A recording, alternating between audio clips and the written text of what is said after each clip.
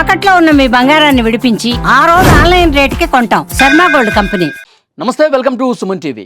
BRS MLC Kalvakuntla Kavitha తన తండ్రి మాజీ ముఖ్యమంత్రి బీఆర్ఎస్ అధినేత కేసీఆర్కు ఒక లేఖ రాశారు. ఆ లేఖ ప్రస్తుతం వైరల్ అవుతోంది. ఆ లేఖకు సంబంధించినటువంటి సారాంశం ఏంటనేది ఒక నిమిషం మీకు ఎక్స్ప్లెయిన్ చేసే ప్రయత్నం చేస్తా. ఎందుకంటే ఆ లేఖలో తన తండ్రి కేసీఆర్కు సంబంధించి ఈ మధ్యకాలంలో ఉన్నటువంటి పరిణామాల్ని పూర్తిగా లేఖలో ప్రస్తావించారు. పాజిటివ్ విషయాలు ఉన్నాయి, అలాగే నెగిటివ్కి సంబంధించిన విషయాలు ఉన్నాయి. పాజిటివ్ ఫీడ్బ్యాక్, ఈ మధ్యకాలంలో కేసీఆర్ గారు మాట్లాడినవి, స్పందించిన విషయాల్లో ఏమి పాజిటివ్గా ఉన్నాయో చెప్పారు.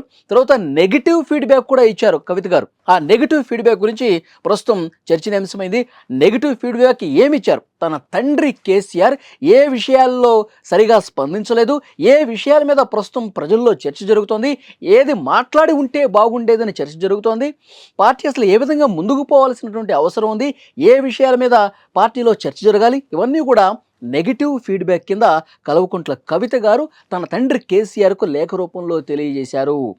అది ప్రస్తుతం social media, main stream media అన్ని చోట్ల వైరల్ అవుతుంది. కవిత గారు రాసినటువంటి ఈ లేఖ ఏముందో ఒక్కసారి నేను చెప్తాను.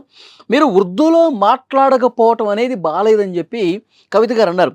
ఉర్దూలో ఈ మధ్యకాలంలో అసలు మాట్లాడలేదు. ఎందుకంటే తెలంగాణలో ముస్లింలు అధిక సంఖ్యలో ఉంటారు. ఇటు హైదరాబాద్తో పాటు జిల్లాల్లో కూడా ముస్లింల జనాభా మిగతా రాష్ట్రాలతో పోల్చుకుంటే కొంత ఎక్కువగా ఉంటుంది. ఇక్కడ మరి ఉర్దూ భాషలో మాట్లాడితే వాళ్ళందరూ కూడా అర్థమయ్యే అవకాశం ఉంటుంది. మీరు ఎందుకు గతంలో మాదిరిగా ఉర్దూలో ఎక్కువగా మాట్లాడటం లేదనేది కూడా ఒక నెగిటివ్ ఫీడ్బ్యాక్ కింద ఇచ్చారు.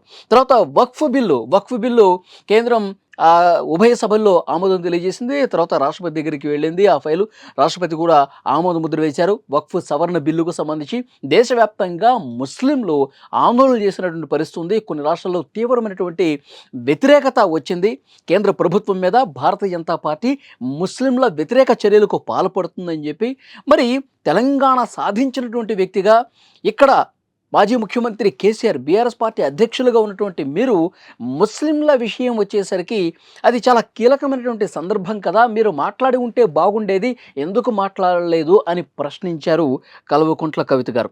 అలాగే బీసీలకు 42% రిజర్వేషన్ అంశం గురించి మీరు ఎందుకు మాట్లాడలేదు, దాన్ని ఎందుకు విస్మరించారు, ఇది కూడా ప్రస్తావించారు. అలాగే ఎస్సీ వర్గీకరణ అంశం ఈ మధ్యకాలంలో ఇది కూడా చర్చనీయాంశమైంది. ఎస్సీ వర్గీకరణకి ఆమోదిస్తూ సుప్రీంకోర్టు కూడా కేంద్రాలకు అధికారం కల్పిస్తూ తీర్పు చెప్పినటువంటి పరిస్థితి ఉంది. సో ఎస్సీ వర్గీకరణ మీద మీరు మాట్లాడాలి, ఇలాంటి కీలకమైన విషయం మీద ఎందుకు మీరు మాట్లాడలేదని కూడా క్వశ్చన్ చేశారు. తర్వాత బీఆర్ఎస్ రజతోత్సవ సభ జరిగింది. ఆ సభ గురించి కూడా చాలా కీలకమైన పాయింట్లు కల్వకుంట్ల కవిత లేవనెత్తారు. అంత పెద్ద మీటింగు జరిగినప్పుడు మళ్ళీ పాత ఇన్ఛార్జీలనే ఇవ్వటానికి కారణం ఏం కనిపిస్తోంది? పాత పద్ధతిలో మీరు ఇన్ఛార్జీల్ని నియమించడం వల్ల తెలంగాణ ఉద్యమకారులు, నిజమైనటువంటి ఉద్యమకారులు ఎవరైతే ఉన్నారో సో వాళ్ళకి దక్కాల్సినటువంటి ప్రాధాన్యత దక్కలేదు అని కూడా ఆమె ఆ విషయం ఈ లేఖలో ప్రస్తావించినటువంటి పరిస్థితి ఉంది. దీంతోపాటు మరికొన్ని కీలక విషయాలు కూడా కల్వకుంట్ల కవిత ప్రస్తావించారు. అందులో ఆ బీఆర్ఎస్ రజతోత్సవ సభలో ధూమ్ధామ్ కార్యక్రమం జరిగింది.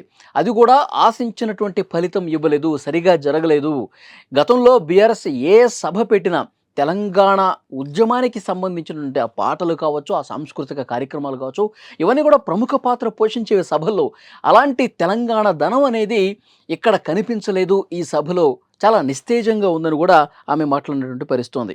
తర్వాత బీజేపీ మీద మీరు కేవలం 2 నిమిషాలు మాత్రమే మాట్లాడటంతో చాలామంది ఫ్యూచర్లో పొత్తు పెట్టుకుంటారు అనేటువంటి అవకాశం ఉంది అని చెప్పి ఇది ప్రజల్లో చర్చ జరుగుతుందని కూడా మాట్లాడారు. అంటే బీఆర్ఎస్ బీజేపీ మీద చాలా మెతక వైఖరి అవలంబిస్తోంది. బీజేపీ చాలా నిర్ణయాలకు సంబంధించి కేసీఆర్ గారు ఉవ్వెత్తన ఎగిసిపడతారు, బీజేపీని కార్నర్ చేస్తారు, బీజేపీని క్వశ్చన్ చేస్తారు చాలా విషయాల్లో అని చెప్పి అనుకున్నారు.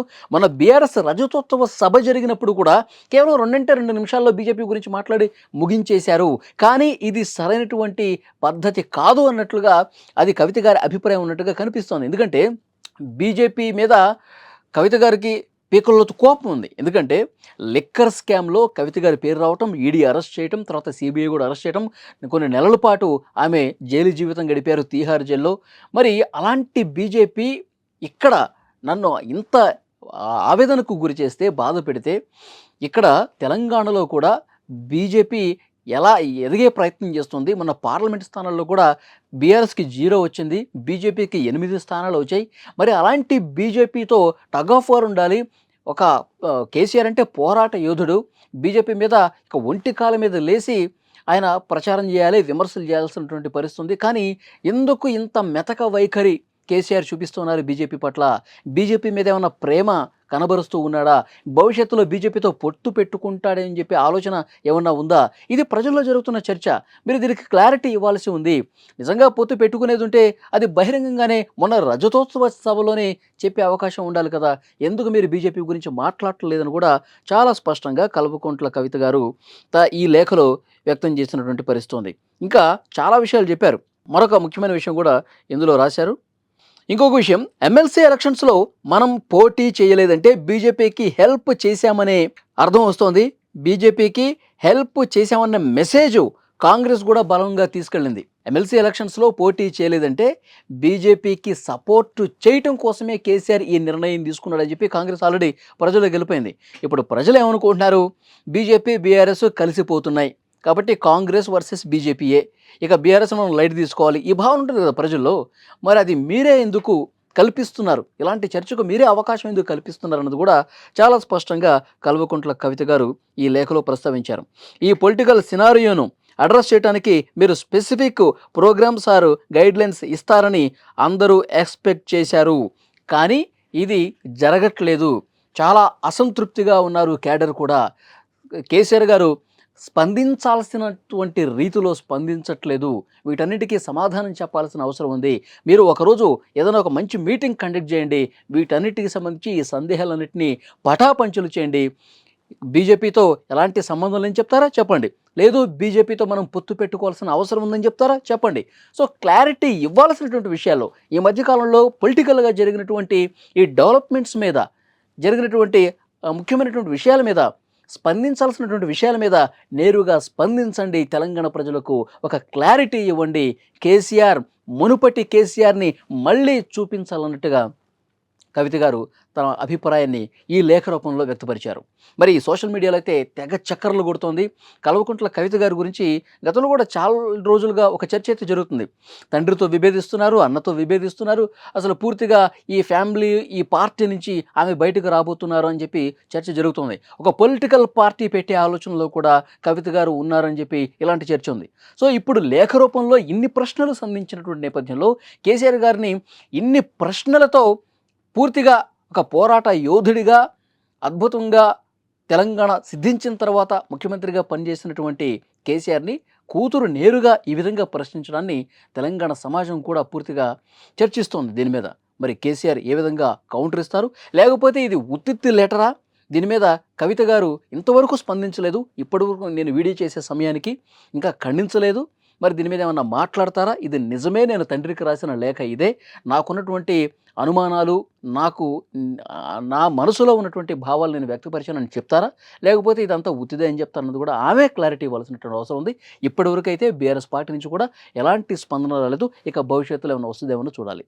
ఈ లెటర్ మీద మీ అభిప్రాయాన్ని ఫ్రెండ్స్ కామెంట్ రూపంలో తప్పకుండా తెలియజేయండి. Thank you very much.